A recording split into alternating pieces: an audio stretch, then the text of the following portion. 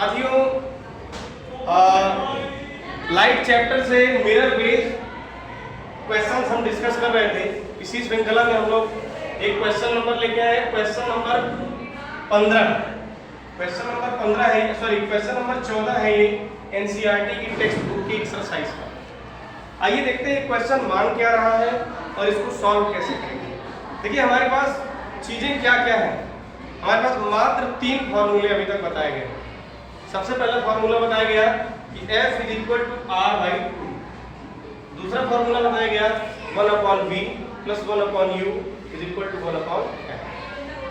तीसरा फॉर्मूला, ये mirror formula था, तो तीसरा फॉर्मूला था H'/H यानी height of image divided by height of object is equal to -V/U यानी distance of image from the pole divided by distance of object from the pole. यही 3 फॉर्मूले, इन्हीं पर आधारित जितने भी मिरर बेस्ड क्वेश्चन हैं वो लग जाएंगे। तो इसी श्रृंखला में पहला एक क्वेश्चन जो क्वेश्चन नंबर 14 है एक्सरसाइज का, देखते हैं क्या कहता है। कहता है कि सर ये आपके पास एक कॉन्वेक्स मिरर है, ऐसा मिरर जिसमें पीछे से क्या होती है, पेंटिंग होती है, और इस कॉन्वेक्स मिरर के सामने एक ऑब्जेक्ट रखा गया है जिसकी हाइट है 5 सेंटीमीटर। ये गिवन है, एक ऑब्जेक्ट है जिसकी हाइट है 5 सेंटीमीटर जो कॉन्वेक्स मिरर के सामने रखा हुआ है, और इस मिरर का ये जो काल्पनिक स्फीयर का ये भाग रहा होगा, तो गाइस इस मिरर का जो सेंटर ऑफ कर्वेचर है आपका, ये सेंटर ऑफ कर्वेचर जो भी हो, ये आपका सेंटर ऑफ कर्वेचर यहाँ से यहाँ 30 सेंटीमीटर की दूरी पर। तो सर आपने हमको सेंटर ऑफ कर्वेचर दे दिया, तो इससे हम फोकस फाइंड आउट कर लेंगे। देखो हमें 3 चीजें चाहिए, एक तो F, एक V, एक U और एक F। इनमें से कोई 2 चीज मिल जाएगी तो तीसरी हम फाइंड कर लेंगे। पहली चीज हमको आपने U दे ही दिया कि सर वो ऑब्जेक्ट हमारा कितनी दूरी पर है, 20 सेंटीमीटर की दूरी पर है। दूसरी चीज F हमने निकाल ही लिया इस फॉर्मूले से, 30/2 कर दिया तो 15 सेंटीमीटर निकालेंगे। तो तीसरी चीज तो अब हम आसानी से फाइंड आउट कर लेंगे। 2 नोन देंगे, एक तीसरा अननोन ही पूछा जाता है, यही मैथमेटिक्स है। अब देखिए हमारे पास जो जो चीजें दी गई हैं, इससे सवाल क्या पूछा जा रहा है कि सर इमेज की आप पहले तो बताइए कि साइज क्या होगी, दूसरा इमेज का पोजीशन क्या होगा, और तीसरा इमेज का नेचर कैसा होगा। बहुत ही आसान सा सवाल है। हम लोग पहले जब भी सवाल दिया जाएगा तो सबसे पहले गिवन लिख लेंगे। हमको हाइट ऑफ ऑब्जेक्ट दिया है 5 सेंटीमीटर, हमको distance of object from the pole दिया हुआ है कितना, 20 सेंटीमीटर। लेकिन ये जो आदमी या ये जो वस्तु खड़ी है, ये कहाँ पर खड़ी है सर, इस पोल से लेफ्ट साइड में खड़ी है, इसलिए इस वैल्यू को हम किस में लेंगे, माइनस में, नकारात्मक होगा। तीसरी चीज हमको R दे रखा है उसने, रेडियस ऑफ कर्वेचर, तो रेडियस ऑफ कर्वेचर की वैल्यू हमने लिख दी 30 सेंटीमीटर, और इसी R की सहायता से हमने F निकाल लिया, कितना 30/2 कर दिया, आगे 15 सेंटीमीटर। हमारा क्या निकल के आ गया सर, ये हमारा 15 सेंटीमीटर ये निकल के आ गया कि हमारा ये फोकल लेंथ है, लेकिन फोकस इधर के साइड होगा इसका।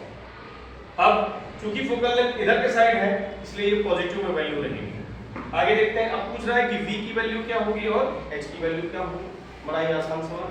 V की वैल्यू निकालना है तो हमारे पास तो 2 चीजें हो गई हैं, बस फार्मूले पे वैल्यू पुट करना है, आंसर बाहर आ जाएगा।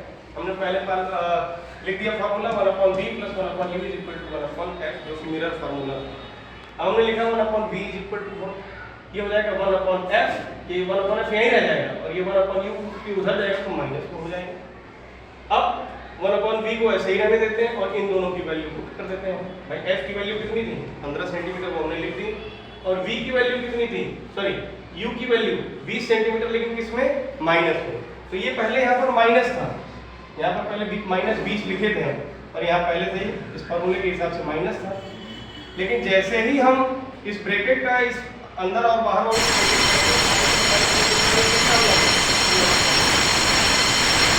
ये हो गया प्लस।